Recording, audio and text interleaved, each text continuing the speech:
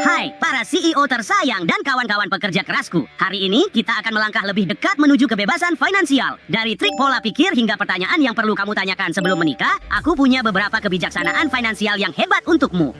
India sedang bermain monopoli. Bagaimana bisa ada orang yang hidup sangat sederhana, tepat di sebelah orang-orang dengan uang cukup untuk mengisi kandang hamster dengan serpihan emas? Maksudku, jika aku tinggal sedekat itu dengan Paman Gober, bisa dipastikan aku akan mengetuk pintunya, meminta camilan. Tapi, ternyata ada alasannya kita tidak menyerbu orang kaya. Semua ada dalam pikiran kecil kita. Mari kita lihat bagaimana sistem ini bekerja. Di India, terdapat ketimpangan besar antara orang miskin dan orang kaya.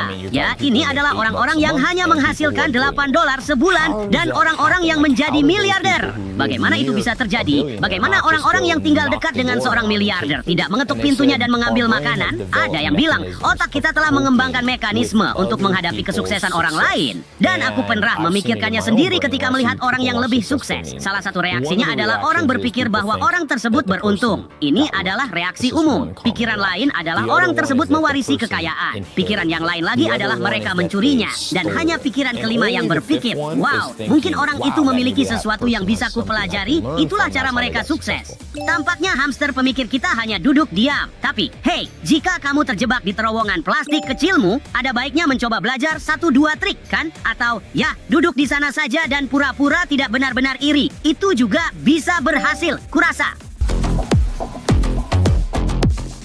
Jika kamu pernah mendapati dirimu menghabiskan uang hasil jerih payahmu demi barang-barang mengkilap dan kendaraan mewah, kita perlu berbincang. Mari kita lihat daftar 3 hal besar yang sebaiknya dihindari agar kamu tidak berakhir di hamster bangkrut ekspres seumur hidupmu. Berikut 3 hal yang tidak boleh dilakukan sampai kamu kaya. Nomor 1, membeli gaya hidup mewah, hotel bintang 5, makanan mahal, dan pakaian desainer. Daftarnya akan terus berlanjut. Hal-hal ini akan membuatmu tetap miskin. Sebaliknya, belilah aset seperti saham, kripto, dan real estate. Maka kamu bisa menjalani kehidupan yang kamu inginkan. Nomor 2, mengendarai mobil mahal. Kendaraan adalah pembunuh kekayaan terbesar nomor 1. Ini adalah hal paling mahal yang pernah kamu beli, yang nilainya akan terus menurun. Cukup beli sesuatu yang murah dan gunakan sampai tidak bisa digunakan lagi. Nomor 3, meminjamkan kepada teman dan keluarga. Ini selalu menimbulkan masalah karena mereka tidak akan pernah membayarmu kembali. Jika kamu benar-benar ingin membantu mereka, berikan uang tersebut dan anggap itu sebagai amal. Jadi kamu bilang, jika aku ingin menjadi kaya, aku harus berhenti hidup seperti bola bulu yang mencintai kemewahan dan menjauhkan diri dari pelet bintang 5 dan alas tidur premium. Tapi rodaku adalah satu-satunya kendaraan yang kubutuhkan. Tapi tetap aja sih, aku tidak harus berkendara dengan gaya dan membiarkan sepupu hamsterku mendekati persediaan camilanku. Pelajaran dipahami.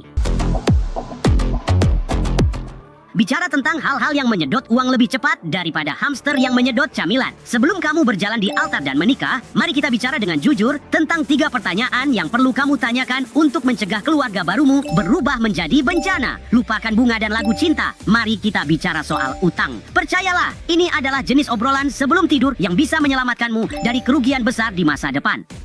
Menurutmu, apa 3 pertanyaan terbesar yang harus ditanyakan semua orang sebelum menikah? Menurutku, salah satu pertanyaan terbaik yang bisa diajukan bukanlah soal, hey, berapa banyak utang yang kamu punya? Tidak pada kencan pertama. Berapa penghasilanmu? Atau seperti apa rencana hidupmu? Bukan. Yang ingin kamu tanyakan adalah, apa pandanganmu tentang utang? Apa nilai-nilai yang kamu pegang saat membangun kekayaan? Menurutku, itu jauh lebih banyak menjelaskan tentang orang itu daripada status mereka saat ini. Jadi, aku tidak akan pernah bilang, misalnya, kamu harus menemukan seseorang yang bebas utang. Seorang jutawan. Bukan soal itu. Yang penting adalah bagaimana tujuan mereka. Karena jika mereka berusaha untuk bergantung pada utang dan akan terus mengeluarkan lebih banyak daripada yang mereka hasilkan, mungkin itu bukan orang yang ingin kujadikan pendamping untuk jangka panjang. Kita tahu bahwa salah satu penyebab utama perceraian di Amerika saat ini adalah pertengkaran yang melibatkan uang dan masalah uang. Jadi, jika kamu dapat menghindari hal tersebut di awal, yang menurutku itu bisa dilakukan dengan mengajukan beberapa pertanyaan bagus, seperti bagaimana nilai-nilaimu mengenai uang? Bagaimana rasanya tumbuh besar di rumahmu? Apakah uang sering dibahas? Kupikir itu adalah pertanyaan yang sangat menarik, karena itu sedikit banyak menjelaskan tentang bagaimana kamu memikirkan uang dan paradigmamu tentang uang. Kupikir pertanyaan terpentingnya adalah, apa kamu tak keberatan memiliki hamster yang lebih keren darimu? Ternyata kita harus bertanya tentang utang dan nilai-nilai seperti sedang menegosiasikan suatu kesepakatan besar. Jujur saja, jika orang itu menghabiskan lebih dari yang dihasilkannya, itu tanda bahaya. Red flag. Lebih baik ajukan pertanyaan sulit sekarang, atau kamu mungkin akan ribut soal lembar selada terakhir. Mau dapat petuah-petuah dan pesan-pesan penting lainnya? Jangan lupa like, subscribe, dan sampai jumpa di video berikutnya. Dan ingat, hamster adalah kekuatan. Satu untuk semua, dan semua untuk satu. Sampai jumpa.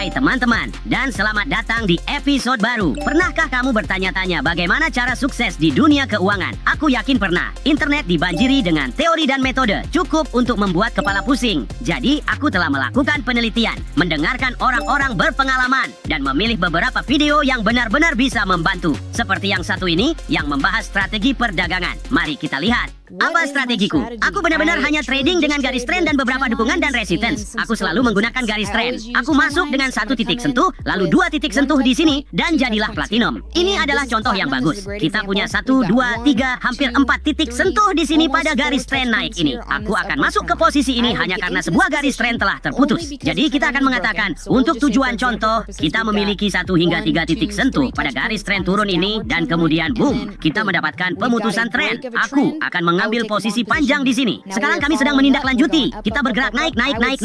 Aku akan tetap dalam posisi ini selama tren tersebut berlangsung. Dan indikasiku untuk mengetahui kapan hal itu tidak lagi mengikuti arah tersebut adalah ketika harga melanggar tren tersebut. Apakah aku tahu bahwa tanggal 2 Januari akan menjadi hari ketika platinum tidak lagi tren naik? Aku tidak tahu. Jadi, aku akan menutup posisiku dan mengambil keuntungan ketika harga platinum tidak lagi mengikuti tren yang sedang kuikuti. Itulah inti strategiku secara singkat. Terima kasih telah menyimak dan sampai jumpa di lain waktu.